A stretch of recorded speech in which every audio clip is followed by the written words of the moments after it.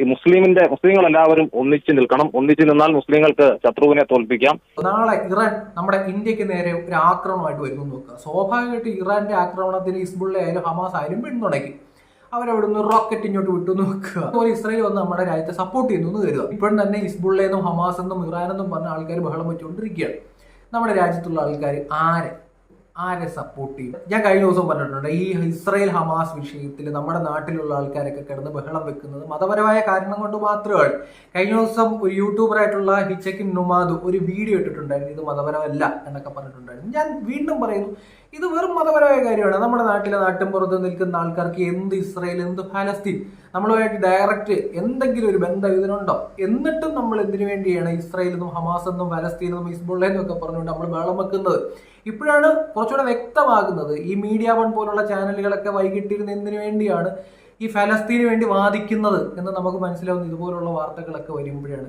ലോകരാജ്യങ്ങൾ മുഴുവൻ, മുസ്ലിങ്ങൾ മുഴുവൻ ഒന്നിച്ചു നിൽക്കണം ഇസ്രായേലിനെതിരെ എന്നുള്ള രീതിയിലൊരു സ്റ്റേറ്റ്മെന്റ് ആണ് വന്നുകൊണ്ടിരിക്കുന്നത്. സിമ്പിൾ അല്ലേ? മതമല്ലേ കാരണം? ഇവിടെ പലർക്കും ജൂതവിരോധം അതുമായി ബന്ധപ്പെട്ടുള്ള കാരണങ്ങൾ തന്നെയാണ് ഈ ഫലസ്തീനെ സപ്പോർട്ട് ചെയ്യാനുള്ള കാര്യം. ജൂതവിരോധമാണ്, അത് മതപരമായ കാരണമാണ്. ഇനി മുസ്ലിംസിനെ ഇഷ്ടമല്ലാത്ത ആൾക്കാർ ഇസ്രായേലിനെ സപ്പോർട്ട് ചെയ്യുന്നത് എന്തുകൊണ്ടാണ്? മുസ്ലിംസിനെ ഇഷ്ടമല്ലാത്തത് കൊണ്ട്. ഇത് തന്നെ സംഭവം, അല്ല വലിയ കാര്യമൊന്നുമില്ല. പരമോന്നത നേതാവിന് ഇന്നത്തെ സ്റ്റേറ്റ്മെന്റ് വരാനുള്ള കാരണം 2 ദിവസം മുമ്പ് ഇറാൻ ഇസ്രായേലിൽ റോക്കറ്റ് ആക്രമണം നടത്തിയിട്ടുണ്ട്. ഏകദേശം ഒരു 180 റോക്കറ്റ് വിട്ടിട്ടുണ്ടായിരുന്നു. ഇവർ തമ്മിൽ ഇപ്പോൾ ആക്രമണം നടന്നുകൊണ്ടിരിക്കുകയാണ്. ഹിസ്ബുള്ളയുടെ തലവനെയും ഹമാസിന്റെയും അല്ലെന്നുണ്ടെങ്കിൽ ഇറാന്റെ പ്രസിഡന്റിനെ ഉൾപ്പെടെ ഇസ്രായേൽ ആക്രമിച്ചിട്ടുണ്ടായിരുന്നു. അവരെ വകവരുത്തിയിട്ടുണ്ടായിരുന്നു. ഒക്ടോബർ 7 ആവാൻ പോകും. ഇനി 2-3 ദിവസവും കൂടി ഉള്ളൂ. അതായത് ഇസ്രായേൽ ആക്രമണത്തിന്റെ വാർഷികം വരാൻ പോകും. ഇനി എന്ത് സംഭവിക്കും എന്നറിയാൻ നിൽക്കുകയാണ്. അന്താരാഷ്ട്ര മീഡിയ മുഴുവൻ വാർത്ത ഇത് തന്നെയാണ്. ഇസ്രായേലിനെതിരായ ഇറാൻ മിസൈൽ ആക്രമണം യുക്തിപരവും നിയമപരവുമെന്ന് ഇറാൻ പരമോന്നത നേതാവ് ആയത്തുള്ള അലി ഖമേനി ടെഹ്റാനിലെ പള്ളിയിൽ വെള്ളിയാഴ്ച പ്രാർത്ഥനയ്ക്ക് ശേഷം അനുയായികളെ അഭിസംബോധന ചെയ്ത് ഖമേനി ഇസ്രായേലിന് നേരെയുള്ള മിസൈൽ ആക്രമണങ്ങളെ പൊതുസേവനം എന്നാണ് വിശേഷിപ്പിച്ചത്. ഹമാസിനെതിരെയോ ഹിസ്ബുള്ളക്കെതിരെയോ ഇസ്രായേൽ വിജയിക്കില്ലെന്നും ഖമേനി പറഞ്ഞു.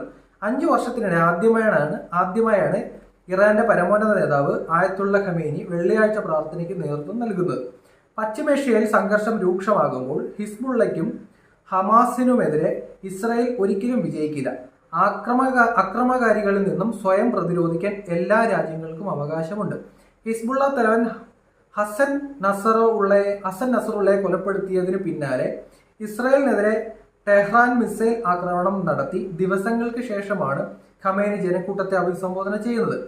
കഴിഞ്ഞ ആഴ്ച ബെയ്റൂട്ടിൽ ഇസ്രായേൽ വ്യോമാക്രമണത്തിൽ കൊല്ലപ്പെട്ട ഹിസ്ബുള്ള നേതാവ് ഹസൻ നസറുള്ളയും അദ്ദേഹം പ്രസംഗത്തിൽ പ്രശംസിച്ചു. ഹസൻ നസറുള്ള ഇനിയും നമ്മളോടൊപ്പമില്ല, പക്ഷേ അദ്ദേഹത്തിന്റെ ആത്മാവും പാതയും എന്നും നമ്മെ പ്രചോദിപ്പിക്കും. നമ്മുടെ അചഞ്ചലമായ വിശ്വാസം ഊട്ടിയുറപ്പിച്ചുകൊണ്ട് ശത്രുവിനെതിരെ നിലകൊള്ളണം. തടിച്ചുകൂടിയ ആയിരങ്ങൾ മുഴക്കിയ ഞങ്ങൾ നിങ്ങൾക്കൊപ്പം എന്ന മുദ്രാവാക്യം വിളിക്കടെ ഖമേനി പറഞ്ഞു. ജനങ്ങളെ സഹായിക്കുകയും ലെബനനിസ്റ്റ് ജിഹാദിനെയും അൽ അക്സ മസ്ജിദിന് വേണ്ടിയുള്ള യുദ്ധത്തെ പിന്തുണയ്ക്കുകയും ചെയ്യേണ്ടത് എല്ലാ മുസ്ലിങ്ങളെയും കടമയും ഉത്തരവാദിത്വവുമാണെന്ന് പുള്ളിക്കാരൻ പറഞ്ഞു വെക്കുന്നു. അതായത് ഇതൊരു മതപരമായ കാര്യം മാത്രമാണ് ഈ യുദ്ധം എന്ന് പറയുന്നത്. അതുകൊണ്ട് തന്നെയാണ് ഫലസ്തീൻ എന്ന് ഇംഗ്ലീഷ് എഴുതാൻ അറിയാത്ത, ഇസ്രായേലിന് ഇംഗ്ലീഷ് എഴുതാൻ അറിയാത്ത, ഹിസ്ബുള്ളയിൽ ഇംഗ്ലീഷ് എഴുതാൻ അറിയാത്ത, ഇറാൻ ഇന്ന് ഇംഗ്ലീഷ് എഴുതാൻ അറിയാത്ത നമ്മുടെ നാട്ടിൻപുറങ്ങളിലുള്ള മനുഷ്യന്മാർ വരെ ഇവിടെ കിടന്ന് ബഹളം വെച്ചുകൊണ്ടിരിക്കുന്നത്. ഇതിന്റെ പേര് തന്നെയാണ് നമ്മുടെ നാട്ടിലുള്ള ആൾക്കാർ വോട്ട് ബാങ്ക് പൊളിറ്റിക്സിന് വേണ്ടി ഇവിടെ വേദി കെട്ടി പ്രസംഗിച്ചുകൊണ്ടിരിക്കുന്നത്. അതിൽ കൂടുതൽ വലിയ കാര്യമൊന്നുമില്ല. വെറുതെ കുറെ ആൾക്കാർ വന്നിരുന്നിട്ട് ഇത് ജനാധിപത്യമാണ്, അടിച്ചമർത്തലിനെതിരെയാണെന്നൊക്കെ പറയും. ഇതൊന്നുമല്ല, ഇത് ജസ്റ്റ് മതപരമായ കാര്യമാണ്. ചില ആൾക്കാർക്ക് ജൂതവിരോധമാണെന്നുണ്ടെങ്കിൽ ചില ആൾക്കാർക്ക് മുസ്ലിം വിരോധമാണ്. ഇതിൽ കൂടുതലൊന്നുമില്ല. വെറുതെ നമ്മുടെ നാട്ടിൽ ഇരുന്ന ആൾക്കാർ ഇതിന്റെ പേരിൽ ബഹളം വെച്ചിട്ട് ഒരു കാര്യമില്ല. നാട്ടുപുറത്ത് ഞാൻ പറഞ്ഞില്ലേ, എഴുതാനും വായിക്കാനും ഇപ്പോഴും കൂട്ടി വായിക്കാൻ അറിയാത്തവർ വരെ മതത്തിന്റെ പേരിൽ ഇവിടെ ഇരുന്നുകൊണ്ട് ബഹളം വെച്ചുകൊണ്ടിരിക്കുകയാണ്. അല്ലാത്ത ഒരു കാര്യവുമില്ല. എത്രയോ രാജ്യങ്ങളിൽ യുദ്ധം നടക്കുന്നുണ്ട്.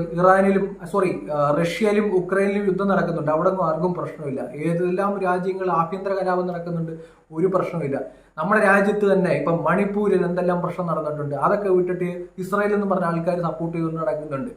നമ്മുടെ നാട്ടിൽ എന്തെല്ലാം പ്രശ്നങ്ങൾ നടക്കുന്നുണ്ട്. നമ്മളെ ഡയറക്റ്റ് ബാധിക്കാത്ത ഒരു വിഷയത്തിൽ മതത്തിന്റെ പേരിലാണ് ഈ നാട്ടിൽ ഇപ്പം പിന്തുണ നടക്കുന്നത്. അതല്ല ഒരു ചുമ്മാതെ. പ്രശ്നം എന്താണെന്ന് വെച്ചാൽ ഈ മതത്തിന്റെ പേരിൽ ആൾക്കാർ സപ്പോർട്ട് ചെയ്യാൻ നേരം നാളെ ഇറാൻ നമ്മളെ ആക്രമിച്ചു കഴിഞ്ഞാൽ നമ്മുടെ നാട്ടിലുള്ള ആൾക്കാർ ഹിസ്ബുള്ളയ്ക്കാണോ അല്ലെങ്കിൽ ഹമാസിനാണോ ഇറാനാണോ ആർക്ക് പിന്തുണ നൽകും എന്നുള്ളതാണ്.